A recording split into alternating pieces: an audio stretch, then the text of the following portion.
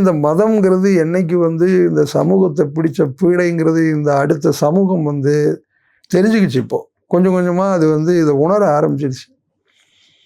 அதனால் இந்த இளைஞர்களை இந்த மதத்துவாதிகளால் கட்டுப்பாட்டுக்குள்ளே கொண்டு வர முடியல. அவன் எதுக்குறான். ஏன்னா அவனுக்கு விஞ்ஞானம்ங்கிறது ஒரு படிப்பு, கல்வி இதெல்லாம் அவனுக்கு கொடுக்கப்பட்டதுனால மேலும் மேலும் மேலும் அவன் படிக்கும்போது நிறைய பேரோட பழகிற வாய்ப்புகள் ஏற்படும் போது ஒரு சமூகத்துக்குள்ளேயே பழகி கொண்டிருந்த இந்த மனிதன் இன்னொரு சமூகத்துக்குள்ளே போய் நுழைகிறான்.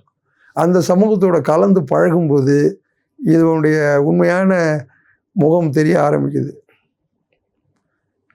அந்த மதம் என்பது ஒரு கண்ணாடி மாதிரி அவனுக்கு உள்ளதை தானே காட்டும். ஆனால் இந்த மதம் உள்ளதை காட்ட மாட்டேங்குது, அவனுடைய பொய்யை தான் காட்டுது. அதன் மூலமாக மதவாதிகள் தான் நல்லா இருக்கான். எந்த மனிதன் இருக்கிறான் தன் வாழ்க்கையில் தான் சம்பாதித்த சொத்துக்களில் இந்த பாகங்களை மற்ற ஏழ்மை எளியவர்களுக்கு கொடுங்குது. எல்லா மதத்துலையும் எவ்வளோ காசு இருக்குது, எவ்வளோ பணம் இருக்குது. உண்மையான ஜிஎஸ்டி ஒரு பக்கம் இருக்கட்டும், ஜிஎஸ்டி ஏமாத்துறான், வரி ஏமாத்துறான், அது ஒரு பக்கம் இருந்துட்டு போகுது.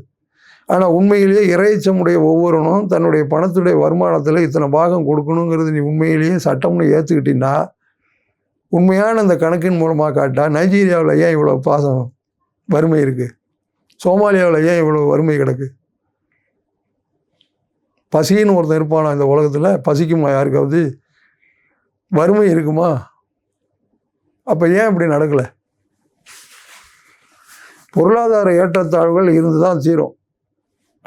வர்க்கம்னு ரெண்டு இருக்குமானா இருக்கும். இருக்கிறவனும் ஒருத்தன் இருப்பான், இல்லாதவனும் ஒருத்தன் இருப்பான். சென்னை மவுண்ட் ரோட்டில் சன்னா சாலையில் பிஎம்டபிள்யூ காரும் போயிட்டுருக்கோம், ஆட்டோவும் போயிட்டுருக்கோம். பக்கத்தில் ஒருத்தன் சைக்கிள்லையும் போயிட்டுருப்பான், அந்த பக்கம் நடந்தும் போயிட்டுருப்பான். ஆனால் அந்த மனிதத்தின் மூலமாக தான் அவன் இவனை பாதிக்கலை, இவன் அவனை பாதிக்காமல் இருந்துக்கிட்டு இருக்கான். ஏற்றத்தாழ்வுகள் சமூகத்தில் இருக்குமானா இருக்கத்தான் செய்யும். ஆனால் வறுமை இருக்கக்கூடாதுல்ல. நீ கார் வச்சுருக்கிற, காரில் போகும்போது குறைஞ்சபட்சம் எனக்கு ஒரு சைக்கிளாவது இருக்கணுமா இல்லையா? அப்படி இந்த சமூகம் அப்படி தான் வளரும். பணம் ஒரு இடத்துல சேர்ந்துக்கிட்டே தான் இருக்கும். அதை யாருமே நிறுத்த முடியாது. 10 பேரை வச்சு வேலை வாங்குறேன் அப்படின்னு சொன்னால் அவன்கிட்ட 50 ரூபா 50 ரூபா எனக்கு சேர்ந்து ஒரு 500 ரூபாய் ஒரு நாளைக்கு வரத்தான் செய்யும். அதனால் பணக்காரன் பூரா இந்த சமூகத்துக்கு எதிரியா? அங்கே தான் கம்யூனிசம் தன்னுடைய உண்மையான முகத்தை வெளிக்காட்டுச்சு. உலகத்திலேயே கம்யூனிசம் முதல்ல தோன்றி இருக்கணும்னா அதுக்கு சரியான நல்ல பண்பட்ட நிலம் இந்தியா தான், மற்ற நாடுகளை விட. இங்கே இருக்கிற 18 சித்தர்களுமே கம்யூனிஸ்ட் தான். பரத்தி போகம் இனியதோ பணத்தி போகம் இனியதோ எலும்பு தோளில் இறக்கமூட்டு இருக்குதுன்னு எழுதினான். இந்த ஏழ்மைப்பட்ட மக்களையெல்லாம் அவன் தான் தூக்கி பிடிச்சான்.